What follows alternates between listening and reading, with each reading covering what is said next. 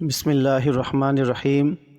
دوستو، یہ واقعہ بڑا ہی دلچسپ اور بڑا ہی منفرد واقعہ ہے، اور یہ واقعہ مصر کی تاریخ کا بڑا ہی انوکھا واقعہ ہے۔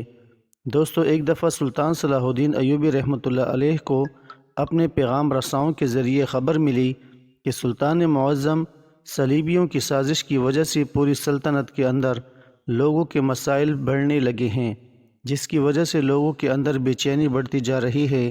سلطان معظم کچھ بازاروں میں تاجروں نے غریب گاہکوں کا برا حال کر دیا، تو کسی جگہ پر زمینداروں نے کسانوں کو پریشان کر رکھا ہے، لہٰذا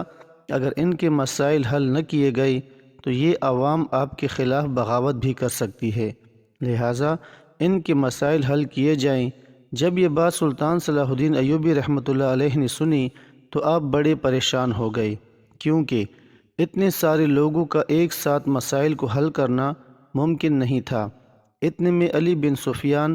تھوڑی دیر سوچنے میں مصروف ہو گئے اور پھر چند لمحوں کے بعد بولے، سلطان معظم، میرا آپ کو مشورہ ہے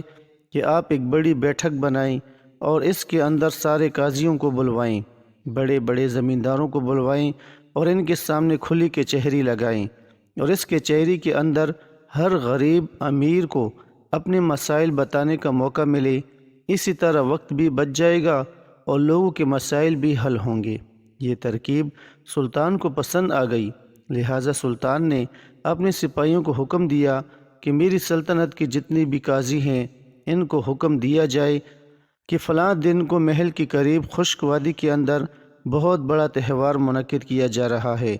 اور اس دن ہر غریب امیر کا مسئلہ حل ہوگا، کسی کی کوئی پریشانی باقی نہ رہے گی، اور جس نے انصاف نہیں کیا ہوگا ان کو اپنا حساب دینا ہوگا۔ سلطان کا حکم ملتے ہی علی بن سفیان نے سارے سپاہیوں کی دوڑ لگا دی، اور چند ہی دنوں کے اندر شہر کے سارے قاضیوں اور بڑے بڑے زمینداروں کل اداروں تک سلطان کا پیغام پہنچ گیا۔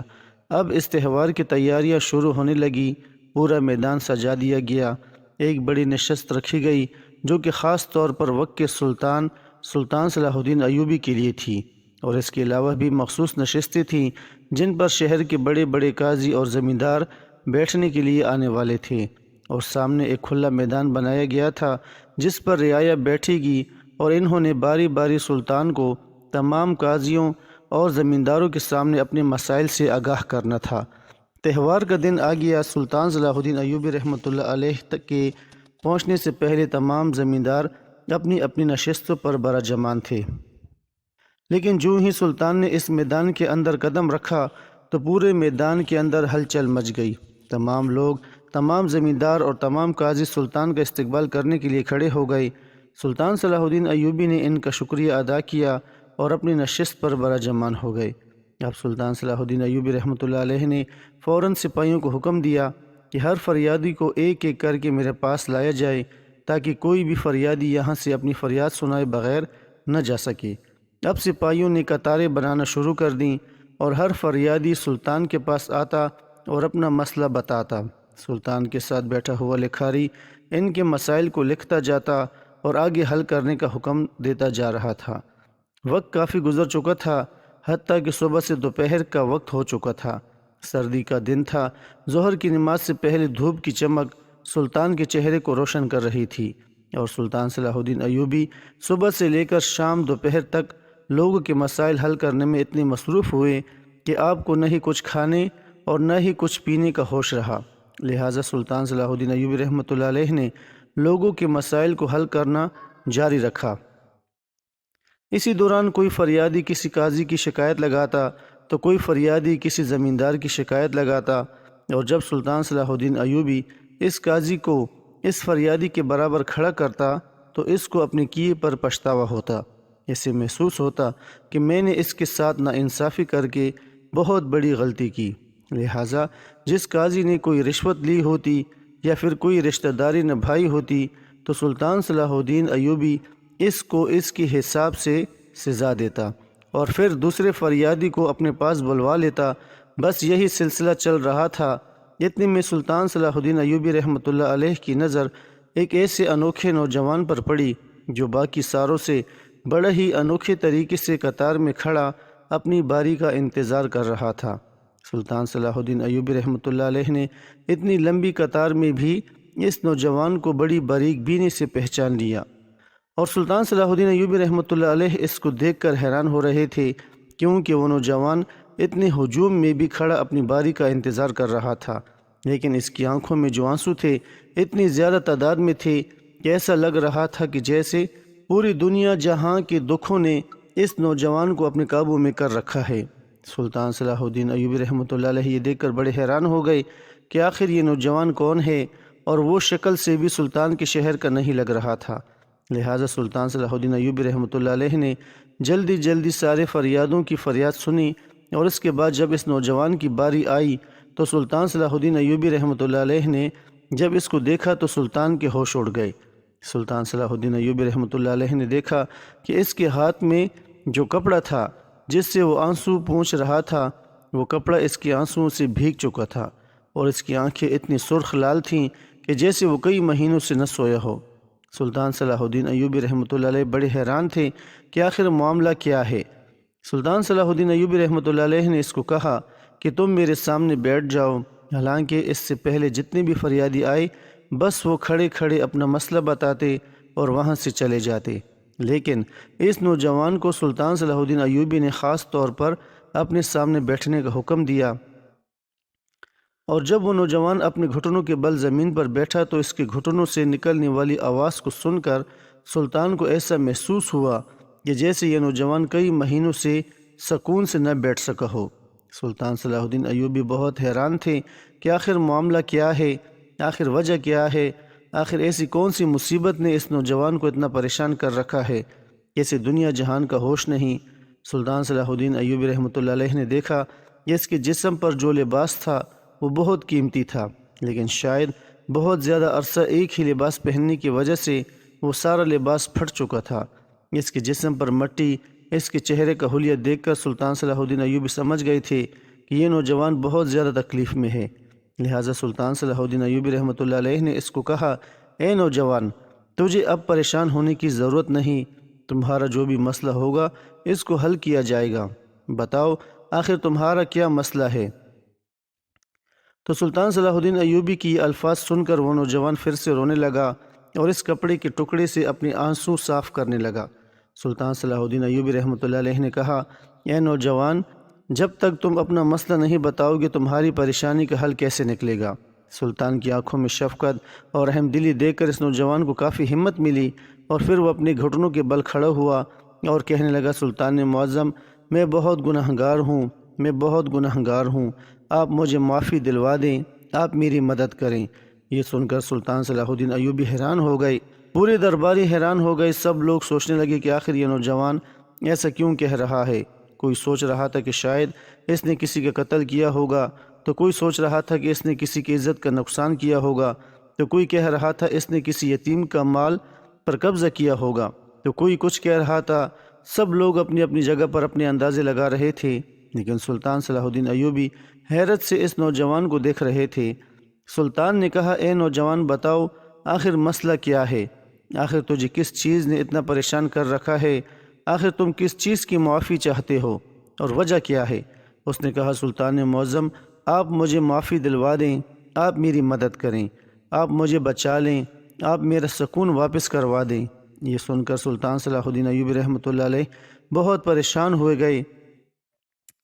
اور اس نوجوان سے کہا، تم مجھے سیدھی سیدھی بات بتاؤ، آخر تم کون ہو، کہاں سے آئے ہو اور یہ سب کیوں کہہ رہے ہو۔ تو اس نے کہا، سلطان معظم، میں منصورہ شہر کی ایک چھوٹی سی بستی سے آیا ہوں، میرا باپ لوہار کا کام کرتا تھا اور میں بھی لوہار کا ہی کام کرتا ہوں۔ تو سلطان صلاح الدین ایوبی رحمۃ اللہ علیہ نے کہا، پھر مجھے تفصیل سے بتاؤ آخر مسئلہ کیا ہے، آخر تم کس چیز کی معافی چاہتے ہو۔ تو تھوڑی دیر رونے کے بعد پھر وہ نوجوان کہنے لگا، سلطان معظم، میرا نام خلیل ہے، میں مصر کے شہر منصورہ میں رہتا ہوں۔ سلطان معظم، آج سے 3 سال پہلے کی بات ہے کہ میرے بابا نے اپنی جوانی کو ختم کر کے بڑی ہی محنت سے مجھے اپنی بستی کے اندر ایک بڑی لوہار کی دکان بنا کر دی اور مجھے اپنا ہنر بھی سکھایا۔ لیکن سلطان معظم، جب میرے بابا نے میری شادی کی تو جب میری بیوی دیکھتی کہ میری ساری دن کی کمائی میرے باپ کے ہاتھ میں جاتی ہے اور میرے ہاتھ میں کچھ نہیں ہوتا، حالانکہ میرے بابا کا سب کچھ میرا تھا، تو جب یہ سب کچھ میری بیوی نے دیکھا تو وہ مجھے ہر روز کہتی کہ اے خلیل، تم اپنے بابا کو اس گھر سے نکال دو، کیونکہ اب وہ بوڑھے ہو چکے ہیں، کام تم کرتے ہو، ساری کمائی وہ اپنے پاس رکھتے ہیں۔ پہلے کئی دن تو میں نے اس سے کہا کہ تم بے وقوف ہو، میرے بابا کا سب کچھ ہی میرا ہے، لیکن آہستہ آہستہ میری بیوی کی باتیں میرے دماغ میں بیٹھنے لگیں اور میں سوچنے لگا کہ جب سارا دن کماتا میں ہوں تو میری کمائی میرے باپ کے پاس کیوں جاتی ہے؟ لہٰذا کماتا بھی میں ہوں تو کھانے کا بھی حق مجھے ہے۔ میں یہ بات بھول گیا تھا کہ جس ہنر سے میں کام کر رہا ہوں وہ ہنر بھی مجھے میرے باپ نے دیا، اور جس جگہ میں اپنی روزی کما رہا ہوں وہ جگہ بھی میرے باپ کی ہے، اور اس کے اندر کام کرنے والے جتنے بھی اوزار بھی ہیں وہ میرے باپ نے بڑی محنت سے بنائے ہیں۔ اور آہستہ آہستہ میں اپنے باپ کے خلاف ہوتا گیا۔ ایک دن میں اپنے باپ کے سامنے کھڑا ہو گیا اور اسے سارے تاجروں کے سامنے کھری کھری سنا دی۔ میرے باپ نے وہ باتیں اپنے دل پر لے لیں اور وہ آہستہ آہستہ بیمار ہونے لگا، حالانکہ اس کی حالت اتنی خراب ہو گئی کہ وہ بستر سے نہیں اتر سکتا تھا۔ جب یہ میری بیوی نے دیکھا کہ اب میرا باپ تو بستر سے بھی نہیں اٹھ سکتا تو اس نے کہا، تمہارا باپ ہم پر بوجھ بن رہا ہے، لہٰذا یا تو تم اپنے باپ کو کہیں چھوڑ آؤ یا پھر میں تمہیں چھوڑ کر چلی جاؤں گی۔ سلطان معظم، میں اپنی بیوی کو بڑی محبت سے نکاح کر کے لایا تھا، لہٰذا میں نے فیصلہ کیا اور میں نے اپنے باپ کو اپنے گھوڑے پر بٹھایا، اور اسے ہمارے پاس ایک قلعہ دار تھا، اور اس قلعہ دار نے غریبوں اور مسکینوں کے لیے ایک چھوٹا سا کھنڈر نما مکان بنایا ہوا تھا، جس میں وہ غریبوں کو کھانا بھی دیتا تھا اور رہنے کے لیے جگہ بھی۔ میں اپنے باپ کو وہیں چھوڑ آیا۔ سلطان معظم، حیرانی کی بات تو یہ ہے کہ میں ایک لوہار کا بیٹا تھا، لیکن میرے پاس ایک عربی نسل کا گھوڑا تھا، اور وہ گھوڑا بھی میرے باپ کا خریدا ہوا تھا، اور میں اسی گھوڑے پر اپنے باپ کو بٹھا کر اس یتیم خانے میں لوارث چھوڑ آیا۔ سلطان معظم، میں اپنے باپ کو چھوڑ آیا اور وقت نے اتنی رفتار رکھ لی کہ 3 سال گزر گئے۔ میں نے ایک دن بھی اپنے باپ کا پتہ نہیں کیا۔ 3 سال بعد آہستہ آہستہ جب میں رات کو سوتا تو میری نیندوں میں بے چینی بڑھنے لگی۔ میں بڑا حیران ہوتا کہ آخر میری نیند میں بے چینی کیوں بڑھتی جا رہی ہے، حالانکہ کچھ وقت ایسا ہوتا کہ میں نیند میں خوف سے اٹھ بیٹھتا، پریشان ہوتا، نیند نہیں آتی تھی، سکون میرا ختم ہو چکا تھا۔ جب میں بہت زیادہ پریشان ہوا تو ایک دن خواب میں میرے بابا میرے پاس آئے اور کہا، اے خلیل، میں جانتا ہوں کہ تم بہت بڑی تکلیف میں ہو، کیونکہ تم نے بہت بڑا گناہ کیا ہے، اور تمہارے گناہ کا ازالہ صرف ایک ہی صورت میں ہو سکتا ہے۔ تمہیں سکون صرف ایک ہی شرط میں مل سکتا ہے کہ اگر تم فلاں پہاڑی پر چلے جاؤ، وہاں ایک دلان نما جگہ ہے، اس دلان نما جگہ کے نیچے ایک چھوٹا سا درخت ہے،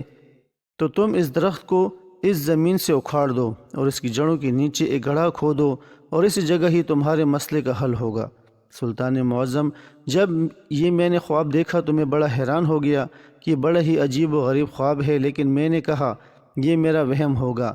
کیا کوئی ایسا بھی خواب ہو سکتا ہے؟ کیا مجھے میرے گناہ کی معافی نہیں مل سکتی؟ کیونکہ اب مجھے اپنے گناہ کا احساس ہو چکا تھا، کیونکہ میں بہت بڑا گناہ کر بیٹھا تھا، لہٰذا میں نے اس بات کو جانے دیا، لیکن جو ہی دوسری رات ہوئی تو پھر میری نیند میں بے چینی بڑھنے لگی، اور اسی بے چینی کی حالت میں پھر میں نے ایک خواب دیکھا، اور پھر وہی خواب تھا، اور اس خواب میں سب کچھ وہی دہرایا گیا تھا۔ میں بڑا حیران ہوا اور میں کئی قریبی رشتہ داروں کے پاس گیا، حتیٰ کہ اپنی مسجد کے امام کے پاس بھی گیا کہ آپ میرے ساتھ چلیں، ہم فلاں پہاڑی پر جا کر اس درخت کو اکھاڑ کر اس کی جڑوں والی جگہ پر گڑھا کھودتے ہیں، ہو سکتا ہے میری کچھ مدد ہو جائے۔ لیکن سلطان معظم، سب کا یہی کہنا ہے کہ وہ پہاڑی موت کی پہاڑی ہے، اس پر جو بھی گیا آج تک واپس نہیں آیا، ہم آپ کے ساتھ نہیں جا سکتے۔ سلطان معظم، حتیٰ کہ ایک نوجوان جس کو گھوڑوں کا بڑا شوق تھا اور وہ اپنی بہادری میں اپنی مثال آپ تھا، تو میں نے اس سے اپنے پاس بلایا اور کہا، تمہیں گھوڑوں کا شوق ہے لیکن تمہارے پاس گھوڑا خریدنے کی طاقت نہیں، میرے پاس عربی نسل کا گھوڑا ہے، میں تمہیں یہ گھوڑا دیتا ہوں، بس تم میرے ساتھ اس پہاڑی پر چلو۔ حضور، اس نے گھوڑا بھی مجھ سے لے لیا اور وہ گھوڑا لے کر بھاگ گیا اور میرے ساتھ پہاڑی پر بھی نہ گیا۔ حضور، میں اتنا قیمتی نسل کا گھوڑا بھی گوا بیٹھا، لیکن اپنے باپ کی بتائی گئی جگہ پر بھی نہیں پہنچ سکا۔ میں کس طرح اس جگہ پر پہنچنا چاہتا ہوں تاکہ پتہ چلے کہ آخر وہاں ایسا کون سا راز پوشیدہ ہے جس سے مجھے اپنے گناہ کی معافی مل سکتی ہے۔ سلطان معظم، اگر میں اس جگہ نہ پہنچا تو میں تڑپ تڑپ کر مر جاؤں گا، مجھے ایک لمحے کے لیے نیند نہیں آئے گی، میں مسلسل 3 دن سے نہیں سو سکا، اگر سوتا ہوں تو بس چند لمحے سوتا ہوں، پھر میری آنکھ کھل جاتی ہے۔ یہ سن کر سلطان صلاح الدین ایوبی رحمۃ اللہ علیہ بڑے حیران ہو گئے، اور سلطان نے کہا تم نے جو گناہ کیا بہت بڑا ہے، لیکن اگر معاف کرنے پر میرا رب آ جائے تو وہ بڑے بڑے گناہ معاف کر سکتا ہے۔ تمہیں اللہ سے معافی مانگنی چاہیے اور اپنے بابا سے، لیکن ہاں وقت کا سلطان ہونے کے ناطے میں تمہارے ساتھ خود چلوں گا، اور ہم اس پہاڑی پر جا کر دیکھیں گے کہ آخر اس درخت کے نیچے ایسی کون سی چیز ہے جو تمہارے سکون کا سبب بن سکتی ہے۔ یہ سن کر وہ نوجوان بڑا حیران ہو گیا اور کہا حضور کیا آپ میرے ساتھ چلیں گے؟ سلطان نے کہا جی ہاں، میں بذات خود تمہارے ساتھ چلوں گا۔ یہ سن کر وہ نوجوان بڑا حیران و پریشان ہو گیا۔ سلطان نے اسی وقت حکم دیا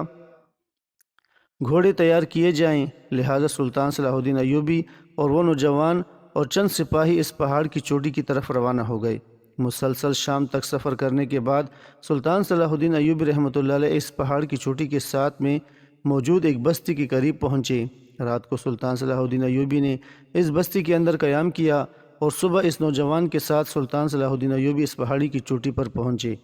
سلطان صلاح الدین ایوبی اکثر اوقات اس پہاڑی کی چوٹی کا ذکر کرتے ہوئے خاموش ہو جاتے تھے، اور بہت دفعہ سلطان نے اس بات کا ذکر کیا کہ وہ چوٹی بہت ہی خطرناک اور ڈراؤنی چوٹی ہے۔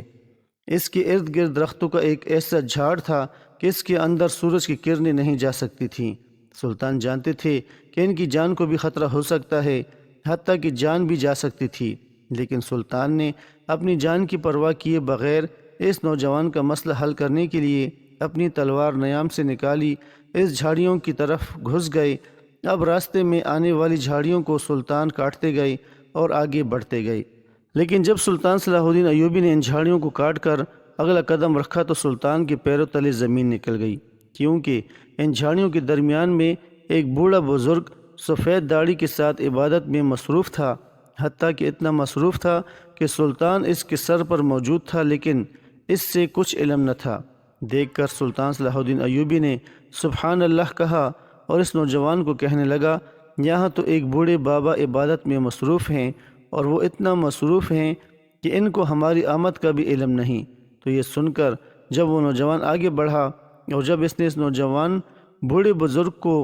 بابا کو دیکھا تو وہ وہیں گر گیا اور کہا سلطان معظم یہ بوڑھے بزرگ کوئی اور نہیں بلکہ میرے باپ ہیں، جن کو میں نے آج سے 3 سال پہلے یتیم خانے میں چھوڑ دیا تھا۔ یہ سن کر سلطان صلاح الدین ایوبی رحمۃ اللہ علیہ نے کہا کہ بے شک تم نے اپنے باپ کے ساتھ بے وفائی کی، لیکن تمہارے باپ نے تمہیں سیدھے راستے پر لانے کے لیے تمہاری نیندوں میں آ کر تمہیں سیدھے راستے پر آنے کی دعوت دی۔